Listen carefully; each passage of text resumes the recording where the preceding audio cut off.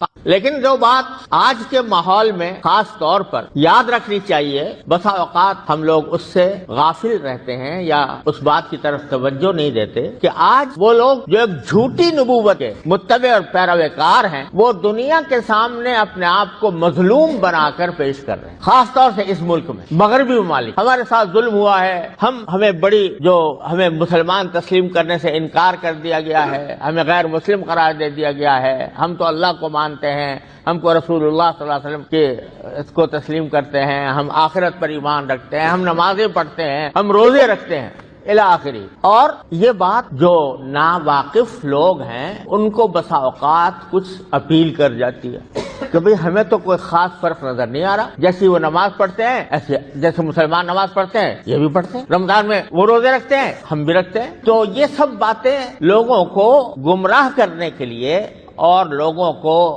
مغالطہ دینے کے لیے یہ باتیں کہی جاتی ہیں اور بسا اوقات لوگوں کے دل میں اتر بھی جاتی، وہ لوگ جو حقیقت سے ناواقف۔ بات یہ نہیں ہے کہ ہم نے ان کو اسلام سے نکالا، انہوں نے خود اپنی کتابوں کے ذریعے، اپنی تالیفات کے ذریعے، اپنے مقالوں کے ذریعے، اپنی تقریروں کے ذریعے پوری امت مسلمہ کو اسلام سے نکالا۔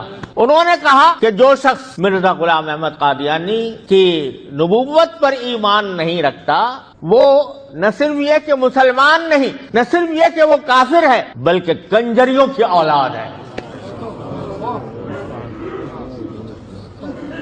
تو بتائیے ظلم کس کی طرف سے ہوا؟ وہ قوم جس کا پیشوا آنے کے بعد جو اربوں مسلمان آباد ہیں ان سب کے اوپر کفر کا فتویٰ لگاتا ہے، کہتا ہے یہ سب اسلام سے خارج ہیں، یہ کافر ہیں۔ تو نکالا کس نے؟ اس نے نکالا۔ اور اس لحاظ سے بات یہ بھی اس لحاظ سے سمجھنے کی بات ہے کہ جب نبوت کا دعویٰ آتا ہے حضرت نوح علیہ السلام سے لے کر اور جناب نبی کریم سرور دو عالم صلی اللہ علیہ وسلم تک جب کوئی نبی آتا ہے تو اس کی امت دو حصوں میں تقسیم ہوتی ہے۔ ایک حصہ وہ ہے جو اس پر ایمان لاتا ہے، مسلمان ہوتا ہے، اور ایک وہ ہے جو اس پر ایمان نہیں لاتا، اس کی تکذیب کرتا ہے، وہ کافر ہوتا ہے۔ اگر مرزا غلام احمد قادیانی نے جب دعویٰ کیا تو اس کا منطقی نتیجہ یہ کہ وہ جو اس کو نہ مانے اس کو کافر قرار دیا۔ تو کافر اس نے قرار دیا، یہ کہا کہ یہ مسلمان نہیں ہے، یہ کافر ہیں۔ کافر بھی ہم تو اپنے کلام میں ہمارے بزرگوں نے یہ سکھایا کہ ہم اگر اختلاف بھی کریں